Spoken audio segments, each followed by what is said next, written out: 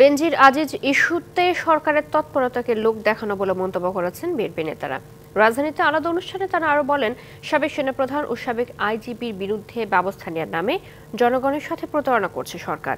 নেতারা আরো বলেন, দেশকে দুর্নীতি ও দুঃশাসন মুক্ত করতে আন্দোলনে বিজয় অর্জনের বিকল্প নেই।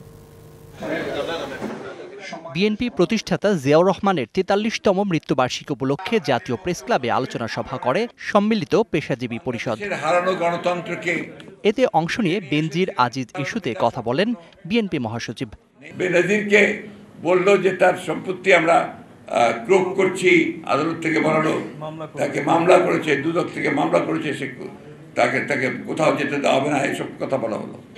তো সে ৪ তারিখে সপরিবারে একেবারে এয়ারলাইন্সের নামটাও দিয়েছে, সিঙ্গাপুর এয়ারলাইন্সে এসে চলে গেল।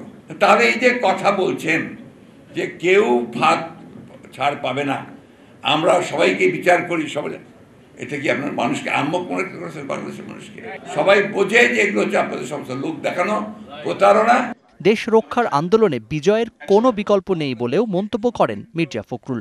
আমরা জেলে যাচ্ছি, কারাগারে যাচ্ছি, হ্যাঁ সাফল্য আসছে না, সাফল্য একদিনে আসে না। আজকে আমাদের নেত্রী, যিনি আমাদের সবচেয়ে ইন্সপিরেশন, অনুপ্রেরণার স্থল, তিনি আজকে কারাগারে বন্ধ হয়ে যাচ্ছেন। এটা আসবে যে কেন আমরা থেকে বের করতে পারিনি। আমি সেটাই বলছি, যেটা আমাদের পক্ষে সম্ভব হয়নি এখন পর্যন্ত, কিন্তু আমরা সেই জন্য লড়াই করছি। আমরা সেখান থেকে সরে আসি। বিজয় আমাদেরকে অর্জন করতেই হবে, সাফল্য আমাদেরকে আনতেই হবে। অন্যদিকে কেন্দ্রীয় কর্মসূচির অংশ হিসেবে ঢাকা মহানগর দক্ষিণের বিভিন্ন স্থানে খাদ্য বিতরণে অংশ নেন বিএনপি নেতারা।